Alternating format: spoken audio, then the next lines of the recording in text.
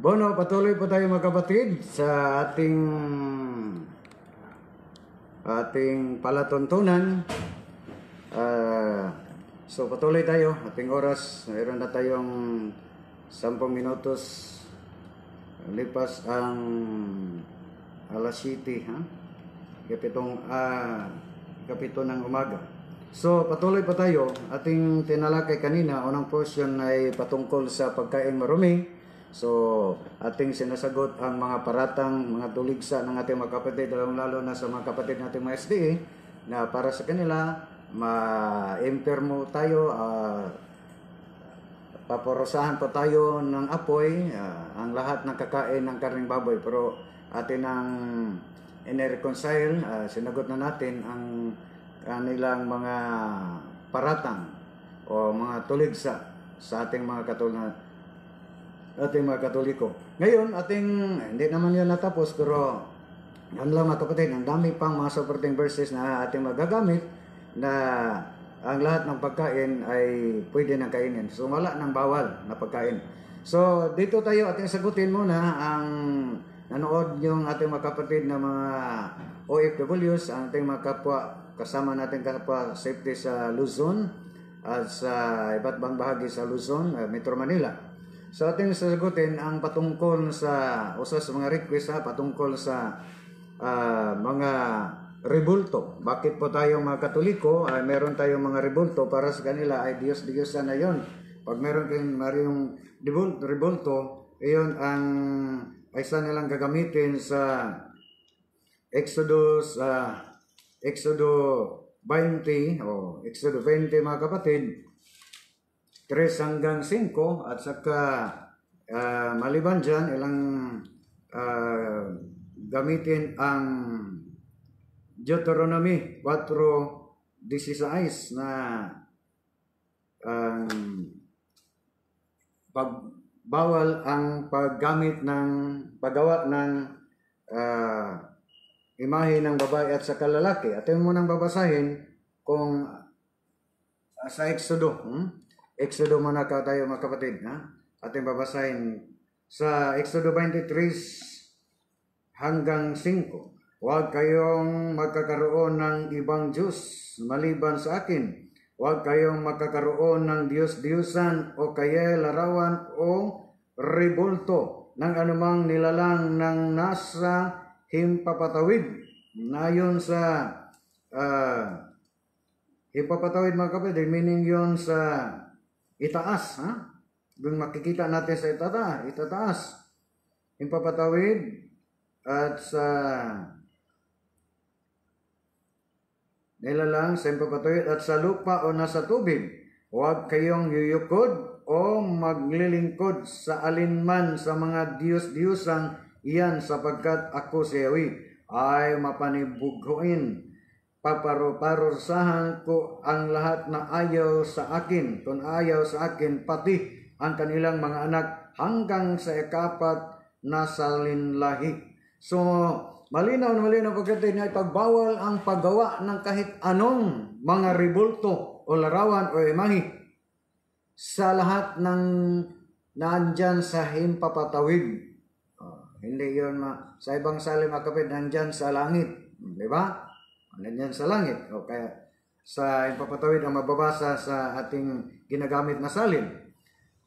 Maliban dyan mga kapatid, lang gagamitin ang Deuteronomy, malinaw na ipagbawal ang paggawa ng kahit anong imahe o larawan ng gaya ng larawan ng babae at sa kalalaki. Kung ating babasahin ang Deuteronomy 4:16 mga kapatid, ating basahin mga kapatid kaya para po tayong yun ang palagi nilang gagamitin, at saka ay pares po nila ang awit, salmo. Kung awit 4 hanggang 8, yun ang kanilang gagamitin. Ating babasahin muna ang Deuteronomy 4:16. Yun ang mga gagamitin nila pagtutol sa ating mga rebulto mga kapatid. 4:16 po mga kapatid ating babasahin. Sandali lang mga kapatid. 4:16 bilang naman yun ang ating nakita mga kapatid. Deuteronomy tayo. Nandito pa tayo sa bilang. Con numeros. Yun ang mga salin ng Biblia, isang Tagalog na Biblia mga kapatid, para po maunawaan po tayo sa ating mga kapatid nandyan sa Luzon, mga kapwa natin mga safety. Sa 16, kaya kaingat kayo, huwag kayong gagawa ng anumang larawan upang sambahin, maging kawangis ng tao. Pero dito, ang binanggit dito ay kawangis ng tao. Ating sagutin ang isang SDA mga kapatid, ating maraming salamat na nag-interact ko sa atin mga kapatid. Magandang umaga kapatid. Magandang umaga. Magandang umaga. Ang gwapo natin ngayon Ano po ang ating paglingkod sa iyo? May tanong po ako kapatid. Okay, go ahead sa iyong magandang katanungan. Okay, ang una ko pong tanong tungkol po sa Sabat. Sabat. Sabat po kayo. Oh. Ang aking tinalakay ngayon patungkol sa rebulto, pero nandiyan ka sa Sabat. Okay lang po. Okay, sige. Ang aking tanong po, sir, ganito. Ito bang Kristo na pumapasok sa Sabat, pumapasok sa templo, bawat Sabado, ito ba yung Kristo na kinikilala ang founder ng religion niya, sir? Ano po, ito pong Christian na tumututol sa papahinga ng Sabado, ano po? Ang tanong ko po ulit, itong Kristo na pumapasok sa Sabado, ito ba yung kinikilala niyong Kristo na inyong founder sa Roman Catholic Church? Okay, malinaw nga punta kayo sa Lucas 4:16. Yan kapatid. Na ang nagtatag ng simbahang Katoliko ay si Kristo. Niya si Kristo ay palaging nandun sa sinagoga sa tuwing Sabat. Yun ang ibig mong sabihin. Di ba? Ulit ang tanong, hindi na okay. Aking mo nang sasagutin kapatid. Okay. Malinaw. Yan mga kapatid, favorite nila yung Lucas 4:16. Yan tanong mga kapatid, ang lahat bang nandyan sa loob ng sinagoga, mga Kristiyan na to? Hindi yun. Pag patuloy natin babasahin ang 28 hanggang 29 sa Lucas 4:16, ang lahat ng doon sa sinagoga, sa loob ng sinagoga, gusto nilang patayin ang ating Panginoong Hesus. So malinaw na ang lahat ng nasa loob ng sinagoga ay kaaway ng ating Panginoong Hesus, ay hindi yun Kristiyan, mga Judaismo yun. Okay. Maliban dyan, ang ating Panginoong Hesus, sandali lang kapatid akin mo nang sagutin. Maliban dyan, umanahin muna kayo kapatid, huwag kayo magkisik-kisi yan. Huwag kayo magkisik-kisi, huwag kayong, sakitan muna, tapos patapusin mo kung sumagot. Hindi naman kayo, akala ko yung mga sabadista ay may magandang kalooban di ba? Wala namang yung mga kapatid na itong SD, akala ko mga mabuting tao yun, pero baka makasabi ko ngayon nga ang mga SD walang good moral and right conduct. So, patapusin mo na ako mga kapatid, So, malinaw mga kapatid, kung tingnan natin, para sa kanya, kasi Kristo ay palagi na tuwing Sabat, pumapasok sa sinagoga, para sa kanya, SDA na, mga kapatid, diba? SDA na. Yun mga kapatid, kung tingnan natin, ano po ba ang kautusan ng ang isang tao ay isang Sabbath keeper? Kung tingnan natin, ang ating Panginoon ay nakapasok sa sinagoga, hindi yun nagpahinga. Palagi siyang sa may sakit, di ba? Yang ginagaling niya, gumagaling siya ng may sakit. Ang pagpagaling ng may sakit ay bawal sa kautusan ng araw ng pamahinga ng mga Hudyo. Okay. So, malinaw kapatid na ang lahat ng yan sa loob ng sinagoga ay hindi yun mga Kristiyanos, mga kapatid, mga Judaismo yun, mga Sabbath keeper, yun ang pumatay ng ating Panginoon. 1 Thessalonians chapter 2 verses 14 hanggang 15. Sino po ba ang nagpatay ng ating Panginoon? Ang mga Hudyo, mga Sabbath keeper. Go ahead sa pangalawa ng tanong, mga kapatid. Okay, follow-up question. Ang tanong ko po, ganito, klaruhin natin ba tayo narinig? Okay. Klaruhin mo. Ito bang Kristo ba? Ang ibig ko sabihin dito, itong Kristo ba na pumapasok sa sinagoga, ito ba yung founder ninyo? Yun lang naman, tanong ko, haba lang sagot mo, mali pa naman. Okay. Nasagot ko na, mga kapatid. Inunahan ka natin sa akin, di ba? Tapos ko nasagutin na ang founder. Ngayon ang dahilan na binuko na kayong binuko, mga kapatid, di ba? Akin ang inaamin ko na ang Kristong palaging nasa loob ng sinagoga, ayun ang founder ng simbahang Katoliko. Pero hindi yun matituring na si Kristo ay Sabbath keeper. Bakit po? Hindi lahat ng panahon nga si Kristo ay nandoon sa sinagoga. Kung tingnan natin ang Matthew 12, 1 hanggang sa 2, sa tuwing Sabat, si Kristo at ang kanyang mga alagad nandoon sa may... sandali lang, mga kapatid, nang kisi-kisi na yung ating... nandoon sa may... sige. Pumapasok sa sinagoga, kada Sabado, ito ba yung founder ng Roman Catholic Church? Yun na naman yung founder. Sinagot na kayo! Ayun ang founder namin! Sinagot na kayo! Bakit kayo ulit-ulit? So, palaw po nga, kapatid. Palaw. Tanong ko ba, ito ba Kristo na pumapasok sa sinagoga, ito ba yung founder ninyo? Yun naman ang tanong ko. Ang tigas ng ulo mo, kapatid. Sinagot ka na yun. Inaamin ko na yun ang founder namin. Hindi kayo nakarinig. Okay. Bakit kayo nagbingi-bingingan dyan, kapatid? Inaamin nyo, founder. Okay, salamat sa sagot. So, di ba sabi ni Kristo sa 1 Pedro 2:21, tularan siya sa lahat ng hakbang. Tutularan nila si Kristo. Pasok sa sinagoga bawat Sabado. Sagutin ko. Oo. Uminahon kapatid, ha. Huwag kayong parang ha. So, sagot ko, kapatid. Sagutin ko. Para sa kanila, tularan si Kristo kay palaging pumapasok sa araw ng Sabat. Tularan si Kristo. Mga kapatid, kung ang unang mga kapatid, huwag kayong palagi, hindi pa ako nakasagot, palagi kayong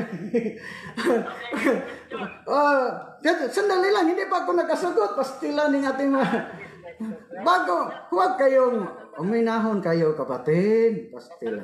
So, ang ating sagot, kung tularan natin si Kristo, ang unang tumutulad, sumusunod ng ating Panginoon, ang mga 12 apostol. Pero wala kayong kahit isang apostol sa araw ng Sabat na pumapasok sa loob ng sinagoga para sambahin ang ating Panginoon Hesus. Mayroon bang mababasa kahit isang sita sa Biblia na sa ang 12 apostol after na pumapasok sa sinagoga para sambahin ang ating Panginoon Hesus? Wala. Pero mayroon tayong mababasa sa tuwing Sabat ang mga alagad ng ating mga alagad ng ating Panginoon sa Matthew 12, Kapitulo 12, versikulo 1 hanggang sa 2, nandyan sila. Ating babasahin, mga kapatid. Ang ating kapatid na nawala na siya. Balik kayo, mga kapatid. Nandyan ka pa. Ating basahin mo na. Pasagutin mo, kapatid. Huwag kayong aking babasahin mo na, ha? Isang araw ng pamamahinga ng parasan, ha? Aking basahin, mga kapatid, ha?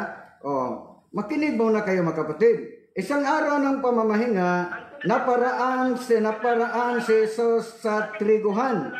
Nagutom kasama niyang mga alagad, kaya't nangitil sila ng uhay at kinain ang mga butil. Na makita ito ng mga Pariseo, sinabi nila sa kanya, tingnan mo ang ginagawa ng inyong mga alagad. Bawal yan kung araw ng pamamahinga. Ano po kapatid? Nasaan po ang mga alagad sa tuwing Sabat? Nandiyon sa parasan. Mga kapatid, wala yon sa loob ng sinagoga. Ang ating follow-up question, kapatid. Okay. Di ba ginamit po ang Matthew 12? Opo. Ginamit po. Di ba? Opo. Yun ba ang ginagawa niyo ba bawat Sabado na kayo nandun sa parasan? Okay. O nandun sa bulangan? Okay. Mga kapatid, akala ko ang... aking sagutin ha, tapos na kayo nagtanong? Okay. Para sa kanila, ang tularan natin ang mga apostol sa tuwing Sabado, nandun ba tayo sa parasan o kaumahan o sa farm o sa bulangan? Mga kapatid na Gilier, Gilier Pakan, ating mahal na kapatid. Makinig muna kayo kapatid, makinig muna kayo, huwag kayong huwag kayong ang kaming mga Katoliko, mga kapatid, hindi po kami lahat ay ang aming trabaho ay nasaan dyan sa uma. Halimbawa, ako, isang media practitioner, bilang isang Katoliko, nandito ako sa estasyon. Bakit po ako punta ng parasan na wala farm, na wala naman akong farm? Mga kapatid, parang yung ating kapatid na nagtanong, parang bata. Hindi na naintindihan yung tanong niya. O niya, maliban dyan mga kapatid, hindi lang ang lahat na, mga kapatid, huwag, kapatid, pagsagutin mo na ako, makinig ka muna kayo sa aking sagot. Huwag kayong magmamaang-maangan dyan. Masakit ang aking sagot, kapatid. Pasagutin mo na ako. Hindi siya makinig sa ating sagot. So, ngayon mga kapatid, para siya kung tularan natin, tayo bang lahat ng mga Katoliko, tuwing Sabado, magpunta tayo sa parasan o mga ating farm, na hindi lahat ng Katoliko mayroong farm, mga kapatid. Ang iba, nandun sa opisina, ang iba, nandun sa tanggihan, o sila nagtitinda, hindi lahat. Pero ang nababasa natin, ang pinaka-importante mga kapatid, na ang mga apostol tuwing Sabat, wala doon sa sinagoga, nandun sa parasan ng trigo. Mga kapatid, yun ang aking sagot. Follow up mga kapatid. Follow up. Okay, mapalap. Okay. Yan sa Matthew 12, inangkin ba ni Cristo na sumira niya ang Sabado o sinabi niya ayon sa kautusan na gumawa ng mabuti? Sagot. Okay. Sagutin. Okay. Nawa na siya. Inamin ba kuno sa ating Panginoon sa Gawa 12:14 na sinira niya ang Sabado? Ang nagsabi nga sinira ni Kristo ang Sabado, ang mga Sabbath keeper na genuine na Sabbath keeper ang taga-Israel, ang mga Hudyo. Balik kayo ng tawag mga kapatid, ha? Balik kayo ng tawag. Tawag kayo ng balik. Ating sagutin muna. So, magkinig ka sa aking sagot mga kapatid, ha? Makinig kayo sa aking sagot, ha? Okay. Kung ating babasahin mga kapatid, ha? Sa 14 na kayo. Pero kung ating tingnan mga kapatid, ang sabi nga sinira ni Kristo ng ating Panginoon Jesus ang utos ng pamamahinga ang mga Sabbath keeper na genuine. Patapusin mo na ako ng pagsagot mga kapatid. Huwag kayong maangan dyan, ha? Huwag kayong aking babasahin muna, ha? Aking babasahin ang sumagot si Jesus. Hindi ba ninyo nabasa ang ginawa ni David nang magutom siya at ang kanyang mga kasama? Pumasok siya sa bahay ng Diyos at kumain sa tinapay na handog sa Diyos at pinakain din niya ang kanyang mga kasama. Labag sa kautusan kanila ang tinapay na iyon sapagkat ang mga saserdote lamang ang may karapatang kumain niyon. Hindi ba ninyo nababasa sa kautusan ni Moises na tuwing Sabat, tuwing araw ng pamamahinga, lumabag sa batas tungkol sa araw na ito ang mga saserdote sa templo? Gayon may hindi nila ipinagkakasala iyon. Sinabi ni ko sa inyo, naririto na ang isang higit na dakila kaysa templo. Ibig sabihin mga kapatid, Kahit nalabagin natin ang utos ng pamamahinga, hindi na po tayo nakasala. Bakit hindi po tayo nakasala? Sabi ni Kristo, ay pinahinto na yon mga kapatid. Saan po ba natin mabamasa? Isaiah 1:13, ang yung naturang Sabat sa... sandali lang mga kapatid. Kung tingnan natin, huwag kayong... pasagutin mo na ako. Okay, kung aking babasahin mga kapatid, maliban dyan sa Oseas 2:11, pinahinto na yun.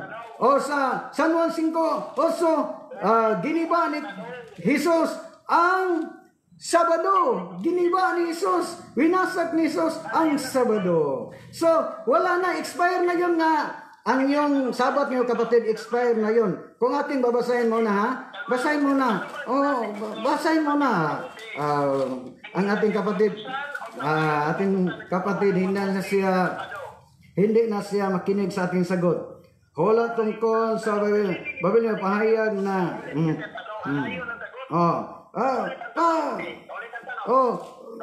ulit ang tanong. Sige, ulit ang tanong. Pagbigyan natin.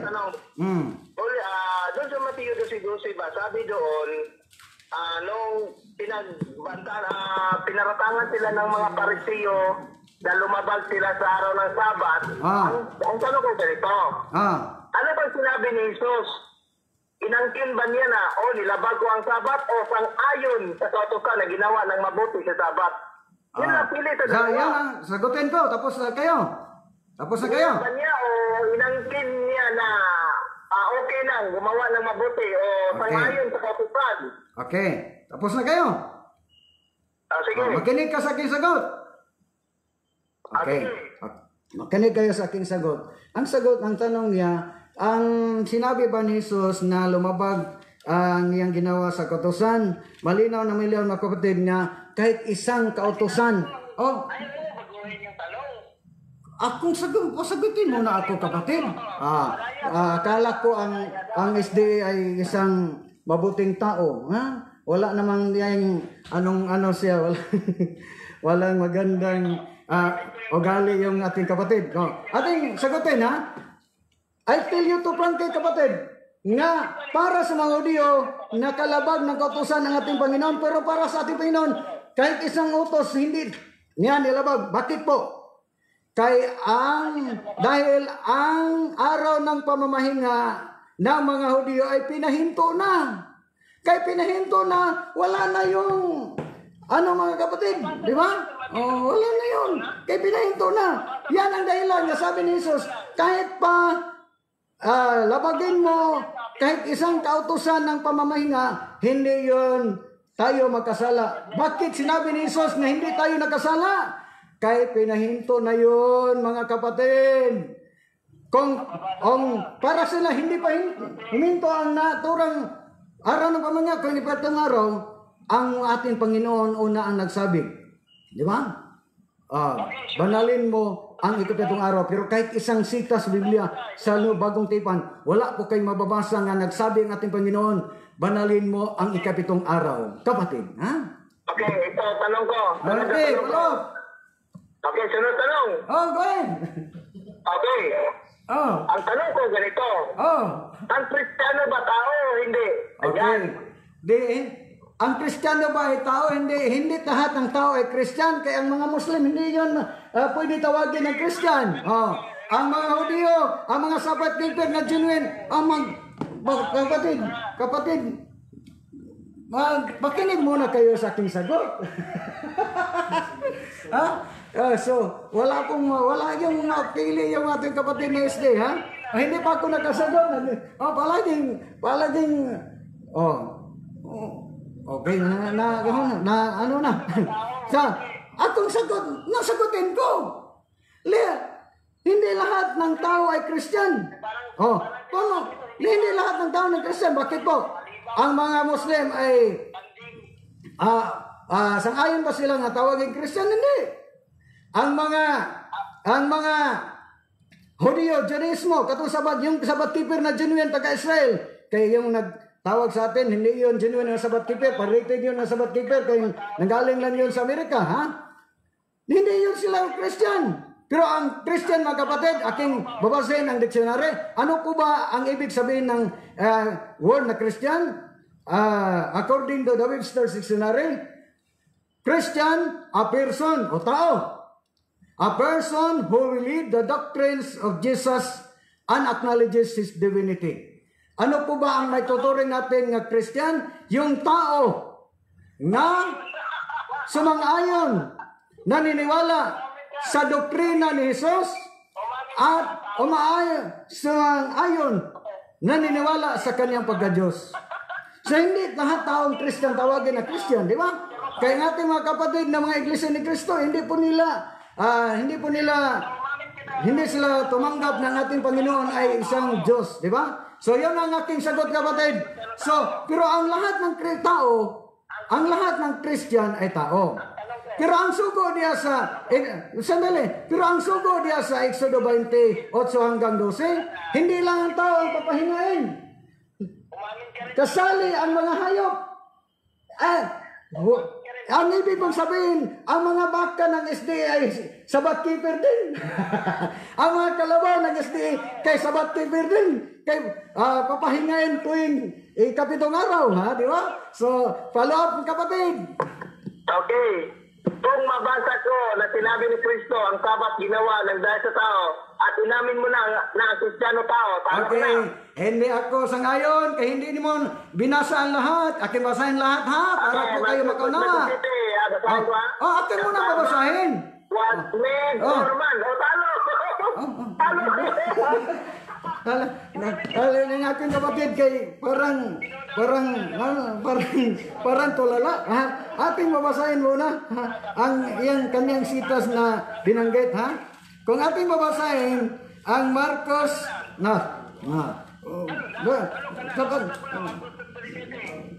kapatid, ating babasahin kaya hindi mo tamang naunawain yung nakasulat sa Marcos 2:27, ha? Sinabi ni Jesus, aking babasahin, ha? Aking babasahin, di ba? Kayo po ang brother, brother, palagi na hindi nagwala ang ating kapatid, ha? Hindi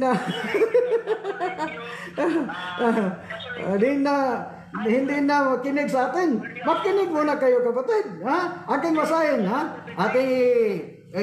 Kapatid, kay sinabi pa ni Jesus ni itinakda ang araw ng pamahinga para sa kabutihan ng tao. Hindi nilikha ang tao para sa araw ng pamahinga na. Anong sabi? Hindi nilikha ang tao para sa araw ng pamahinga. Ang nagtawag sa ateist, tao yun. Pero hindi siya nilikha ng Diyos para sa araw ng pamahinga. Ayay. Malinaw na malinaw, mga kapatid. Mga kapatid, sa argumento, mga kapatid, itong nagtawag sa atin na SD na si Gilier Pacana, ang sabi ni Jesus, hindi ito ginawa para sa araw ng pamahinga. Bakit po, mga kapatid? Ang ating Panginoon pong Jesus, ang may... Okay, sandali lang, kay hindi po tayo para ang may karapatan kung ano ang dapat natin gawin sa tuwing Sabat. Yan, ano po ba ang dapat natin gawin sa Sabat?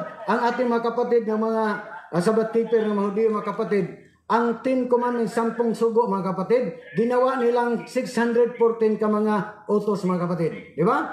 Muna, yun ang dahilan na nagamit sila ng tinawag na kung ating basahin, mga kapatid, kung ating basahin, yun, kung ganon ang pag-intindi, pag-unawa sa Marcos 2:27 sa ating kapatid nga kawawa naman ang kanyang pag-unawa sa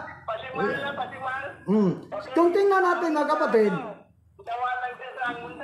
okay, sige, ating di naman siya makinig sa atin. Ang ating sagot para lang sa mga naka-view sa atin at saka nagapakinig sa ating FB, live sa FB at saka sa ang maganda yon, mga kapatid, kung atin yung ikuan sa YouTube. So, balik po na kapatid. Ano po bang... Kuya sa'yo sumuntan, pildi na. Sige, go ahead kapatid. Go ahead. Pildi na, yung king, umamin ka na na bumabasa ko Nga, ako ang magtanong sa yung sitas mong ginamit mo, pwede kayo tanungin. Wala, talo na.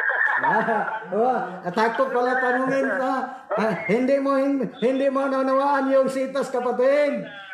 Kung ako kung tanungin kayo na kapatid, ang sabi ng ating Panginoon, ano ang sabi ng ating Panginoon? Sabi ng ating Panginoon, hindi nilikha ang tao para sa alaw ng pamahimahinga. Nilir mga kapatid, hindi yun nilikha ng Diyos para sa araw ng pamahinga. Bakit siya nagpunta sa araw ng pamahinga? Ang sabi ng ating Panginoon, hindi nilikha ang tao para sa araw ng pamahinga. Ang ibig sabihin sa ating Panginoon, hindi na kalit lang bigla siyang nawala. Hindi na makinig, para siya, pildi na po ako. Sige, maraming walang halos lahat ng mga SD, walang kwenta, walang magandang ugali, walang kwenta. Ating i-reconcile ang sitas na ginawa niya nagkiklaim siyang talo na po ako. Pildi na po ako. Atang babasahin ulit ang sinabi ng ating Panginoon. Sinabi, ang unang-una, sino po ba ang audience ang sinabihan ng ating Panginoon sa panahon ngayon? Kung patungo tayo sa tinatawag na hermeneutics mga kapatid. Kung tingnan natin mga kapatid, ating babasahin, sinabi pa ni Jesus, itinakda ang araw ng pamamahinga para sa kabutihan ng tao. Hindi nilikha ang tao para sa araw ng pamamahinga. Kaya't maging ang araw ng pamahinga ay nasa ilalim ng kapangyarihan ng anak ng tao. Ang ibig sabihin mga kapatid, ang ating Panginoong Hesus, siya po ang may karapatan kung ano po ang ating dapat gawin sa araw ng pamamahinga. Yun ang ibig sabihin ng ating Panginoon.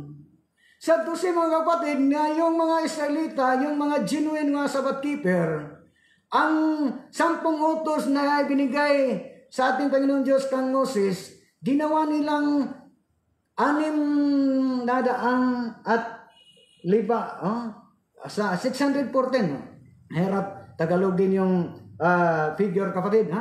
Ginawa nilang 614 ka mga utos.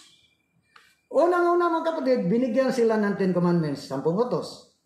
Pero nagawa sila ng tinatawag na seremonyelo. Although pinahintulutan yun sa ating Panginoong Diyos. Pero eksklusibo lang yung kautosan para sa taga-Israel. Namangha po ako kapatid na bakit po sumusunod yung mga taga-Mid-in US, lalo nang nandito sa Pilipinas ng mga kapatid natin mga kasabat keeper, mga pirated. At saka, ginawa nilang ang mga kapatid natin mga Israelita, mga kapatid na mayroon silang ceremonial law at saka judicial law. Kaya sila, matuturo sila na kapatid, state religion. Pareho po sila katulad po sila ng mga kapatid nating Islam. Kung ano po ang kanilang panampalataya, yun po ang kanilang kautusan. Di ba? State religion. So meron na silang 10 utos yung tinatawag na divine law, mayroon silang ceremonial law, eksklusibo lang sa kanila yung itinuturing nilang marumi ng mga pagkain, at saka ginawaan nila ang araw ng pamahinga kung Sabat ng judicial law kung civil law. Ano po ba ang ginawa nilang civil law sa araw ng pamamahinga? Kung ating tingnan mga kapatid, isa po kapatid nga may tuturing na civil law sa kanila, yung sasaing lang, sasaing ka tuwing Sabat, panahong Sabat, papatayin kanila. Saan po ba mababasa mga kapatid? Sa Exodo 35:3 ating babasahin. Nawa na siya, bigla lang nawala ang ating kapatid. Takot siya patanungin. Sabi ko niya, tatanungin po kayo. Pwede kayong tanungin sa iyong sitas na binanggit. Hindi na. Bigla lang nawala. Yun ang ating kapatid ng mga alipores po ni Ellen Gulway. Takot pagtanungin. Ha? Hindi na. Kay pag pinantulutan po ko niya na tanungin ko siya sa kanyang sariling sitas na ginagamit. Hindi naman tayo marunong mga kapatid, pero nandito po tayo sa katotohanan na hindi po tayo matakot sa kanila. Ha? So, pag nandito tayo sa katotohanan, ano po ang sabi sa Exodo 35:3? Ano ang sabi? Ha? Ating babasahin. Kahit magparikit lamang ng apoy, ay labag na yun sa, ating basahin mula sa 2. 6 na araw kayong gagawa. Ang ikapito'y itatangi ninyo. Ito ay araw ng pamamahinga. Ang nakatalaga sa kanya. Papatayin ang sinumang gumawa sa araw na iyaon. Kahit magparikit lamang ng apoy.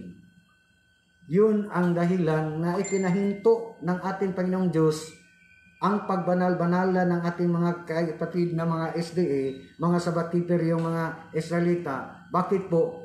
Yun ang sa kanila ay ika-4 na utos sa 10 utos, di ba? Ang araw ng pamamahinga. Ginawa na nila ng tinatawag na judicial law na may tuturing nating death penalty. Nandyan sa 10 kautusan na huwag kayong papatay. Thou shalt not kill. Pero nagawa po ang mga Hudyo ng utos na natuturing na sibilo sa kanilang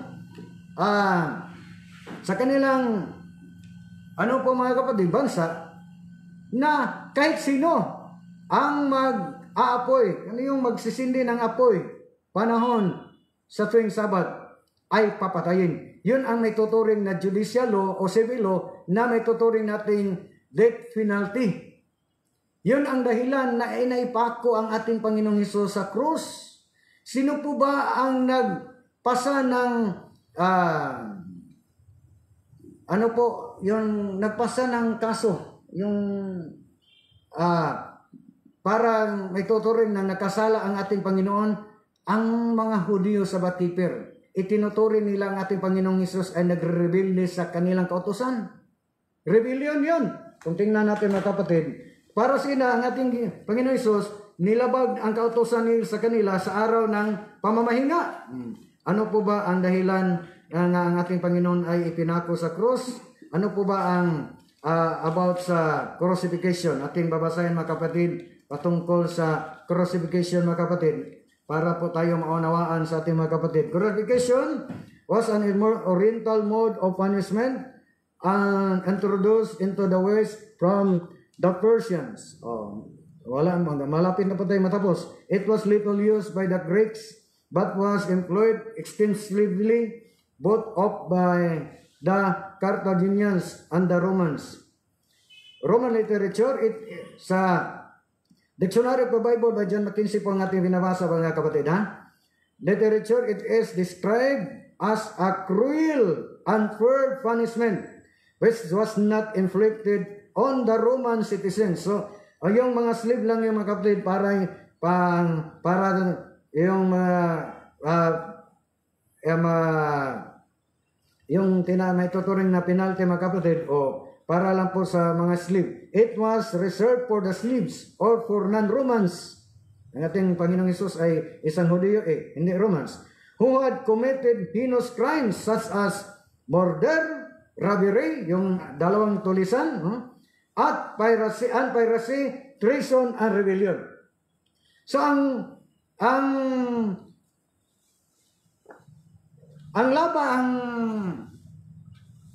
ipinasaka po na sala ng ating Panginoon para sa mga laban ng ating Panginoon sa mga kapatid nating mga SDA o mga Sabbath keeper, yung rebellion at saka treason mga kapatid. Di ba? So kung saan po natin mabamasa na ang ating Panginoong Hesus ay para sa mga Hudyo ay nagrebelde po sa kanilang kautusan, yung San Juan 5:18 hanggang 17 hanggang 18. Pero wala na po tayong oras kapatid. Ang daming mga mayroon silang debate, nga maganap mamayang mga 10 a.m. mga kapatid. So, ating yung i-upload mga kapatid, ang maraming salamat sa interact ni kapatid na Gilier Pacana na ang ano po yung sa Tagalog, yung libre po ang ating palatuntunan ngayong umaga ha. Bibo, aligre po ang ating palatuntunan. Sana tuwing mayroon tayong patuluntunan o programa, sana but every time then tatawag ang ating kapatid na si Gilier Pacana. Maraming salamat ating kasama. Wala pa tayong oras na magpapatuloy. Ating kasama sa Master's Control, kapatid na Julie Robante. Ating production head, kapatid na Manuel Ronquillo Jr., ating Executive Officer, Reverend Father Darrell Rosales. Magandang umaga, Padre. Lalo na sa ating pinakamahal na Station Manager, walang iba ang ating pinakamahal na Archbishop Martin Sarmiento Humad. Maraming salamat sa lahat ng nakasubaybay, nakasunod, mga viewers. Maraming salamat. Magandang umaga. Pagpalain po yung kanong kapal. God bless us all. Dat absoluut, ja, absoluut.